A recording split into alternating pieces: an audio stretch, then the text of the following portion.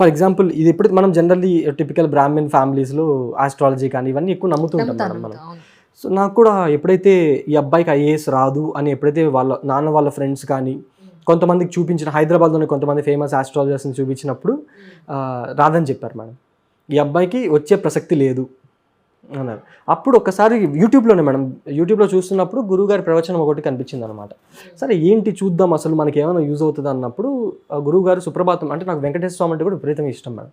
దాంట్లో చెప్తారనమాట, సుప్రభాతంలో ఒక లైన్ వస్తుంది, సూర్యేందు భౌమ బుధవాక్పతి కావ్య సౌరి స్వర్భాను కేతు దివిషత్ పరిషత్ ప్రధానాః త్వద్దాసదాస చరమావతి దాసదాసాః శ్రీ వెంకటాచలపతే తవ సుప్రభాతం.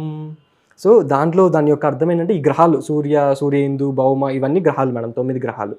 ఈ గ్రహాలన్నీ ఓకే ఫైన్ ఉన్నాయి, వాటిని ఏమైనా చేస్తాయో లేదో మనకు తెలియదు, కానీ ఆ వెంకటేశ్వర స్వామి యొక్క దాసులకి ఇప్పుడు చరణాలు పట్టుకుంటే మనకి ఎంతో లబ్ధి చేకూరుస్తుంది.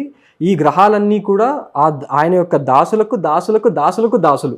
నువ్వు వెళ్ళి ఆయన్ని పట్టుకో, ఈ గ్రహాలు ఒకవేళ ఉంటే నిన్నేం చేస్తాయి అని చాలా చమత్కారంగా చాలా చెప్తారు మేడం. అసలు అది చూసి నేను అప్పటి నుంచి మేడం నేను ఎవరితో మాట్లాడడం కానీ, అమ్మ వాళ్ళతో కానీ వీటి గురించి ఇదేంటి అదేంటి అని కంప్లీట్గా మానేసాను. ఇంకా ఫ్యూచర్లో కూడా నేను ఐ వాంట్ మేడం, అంటే నేను ఆ శాస్త్రాన్ని నేను తప్పట్టట్లేదు, ఒకవేళ ఉన్నా కూడా మనకి సొల్యూషన్ దొరికింది కదా మనకి.